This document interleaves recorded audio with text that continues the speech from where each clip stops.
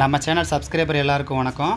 இன்றைக்கி நம்ம ஃப்ரிட்ஜில் கூலிங் ஓவர் ஆகுது, ஐஸ் அதிகமாக கட்டுது, எப்படி அந்த ப்ராப்ளத்தை சால்வ் பண்ணுறது அப்படின்னு சொல்லி தான் இந்த வீடியோவில் பார்க்க போகிறோம்.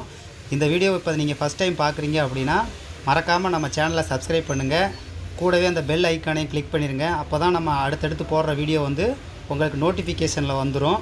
ஸோ அப்போ தான் நீங்கள் அடுத்தடுத்து ஏதாவது ப்ராப்ளம் அப்படின்னா நம்ம சேனலை மறக்காமல் ஃபாலோ பண்ணுறதுக்கு கரெக்டாக இருக்கும்.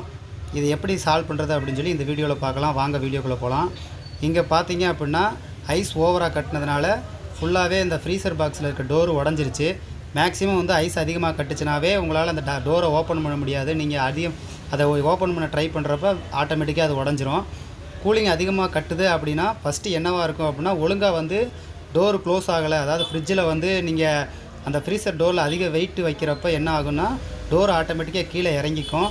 ஸோ அதனால் அந்த பீடிங் பார்த்தீங்கன்னா கரெக்டாக அந்த ஸ்லாட்டில் உட்காராதனால கூலிங் வெளியே எஸ்கேப் ஆகும். அந்த ரீசனாலே உங்களுக்கு கூலிங் அதிகமாகும்.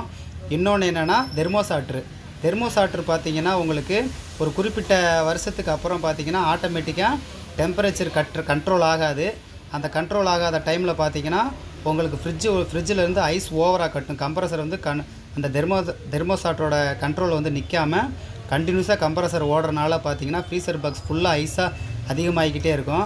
ஸோ இந்த ப்ராப்ளத்தை நம்ம ஃப்ரீயாக விட்டு ஈஸியாக நம்ம சால்வ் பண்ணாமல் கண்டுக்காமல் விட்டுட்டோம் அப்படின்னா ஃப்யூச்சரில் அந்த கம்ப்ரஸர் போகிறதுக்கான பாசிபிள் நிறையா இருக்குது. இங்கே அதை தான் நம்ம செக் பண்ண வந்திருக்கோம். இங்கே பார்த்தீங்கன்னா தெர்மோசாட்ரு ஃபுல்லாக துருப்பிடிச்சிருக்கு. ஸோ அந்த ஐஸ் கூலிங் தண்ணி உள்ளே இறங்கி இந்த தெர்மோசாட்ரு போயிருக்கு. ஸோ நம்ம அதை மாற்றினாவே மேக்ஸிமம் ப்ராப்ளம் சால்வ் ஆயிரும். அப்படி மாற்றியும் கூலிங் அதிகமாகுது அப்படின்னா நெக்ஸ்ட்டு நம்ம இந்த டோரை செக் பண்ணி பார்க்கணும். டோரில் இந்த பீடிங் கரெக்டாக உட்காரல அப்படின்னாலும் உங்களுக்கு கூலிங் கண்ட்ரோல் ஆகாது. ஸோ அதையும் நம்ம ரெண்டாவது டைம் செக் பண்ணிக்கணும். இன்னொன்று என்ன அப்படின்னு பார்த்தீங்கன்னா தெர்மோசாட்லேருந்து ஒரு டெம்பரேச்சர் சென்சார் மாதிரி வெளியே வரும். அந்த சென்சார் கரெக்டாக ஃப்ரீசர் பாக்ஸோட அந்த ஸ்லாட்டில் கரெக்டாக டச் ஆகிருக்கான்னு பார்க்கணும். சப்போஸ் ஒரு டைம் அது டச் ஆகாமல் தனியாக தொங்கிட்டு இருந்துச்சுனாலும் உங்களுக்கு கூலிங் கண்ட்ரோல் ஆகாமல் அதிகமாக ஐஸ் கட்டுறதுக்கான வாய்ப்பு நிறையா இருக்குது. அதுக்கு புது தெர்மோசாட்ரு மாற்றி வேஸ்ட்டு தான்.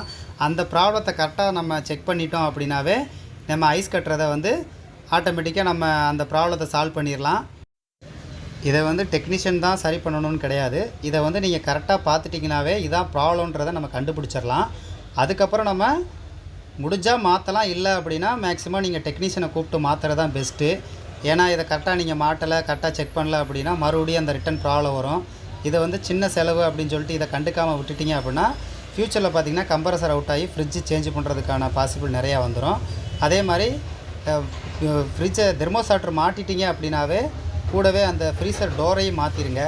ஃப்ரீசர் டோரை மாற்றாத பட்சத்தில் என்ன ஆகும் அப்படின்னா கூலிங் ஃபுல்லாகவே அந்த ஃப்ரீசர் பாக்ஸு மட்டும் கூலிங் ஆகாமல் ஃப்ரிட்ஜு ஃபுல்லாகவே டெம்பரேச்சர் கண்ட்ரோல் ஆகாமல் ஓவர் ஐஸ் கட்டும். இந்த ரீசனால் தான் உங்களுக்கு ஃப்ரீசர் பாக்ஸில் அதிகமாக ஐஸ் கட்டும். மேக்ஸிமம் ஃபஸ்ட்டு நம்ம செக் பண்ணுறது தெர்மோசாட்ரு ப்ளஸ் அந்த தெர்மோசாட்ருலேருந்து அவுட்புட் வர்ற அந்த லீடை கரெக்டாக மாட்டியிருக்கான்னு பார்க்கணும். மூணாவது உங்களுக்கு ஃப்ரீசர் டோரு ப்ளஸ் நாலாவது பார்த்திங்கன்னா ஃப்ரிட்ஜுக்கு வெளியே இருக்க பீடிங்கு, அந்த டோரில் இருக்க பீடிங்கை கரெக்டாக செக் பண்ணிட்டோம்னாவே மேக்ஸிமம் அந்த ப்ராப்ளத்தை சால்வ் பண்ணிடலாம். இது மாதிரி நல்ல வீடியோ அடுத்தடுத்து நம்ம போடணும் அப்படின்னா மறக்காமல் நம்ம சேனலை சப்ஸ்கிரைப் பண்ணுங்கள். கூடவே அந்த பெல் ஐக்கானையும் கிளிக் பண்ணிடுங்க. நம்ம வந்த வேலை முடிஞ்சிச்சு. அடுத்த வீடியோவில் பார்க்கலாம். நன்றி.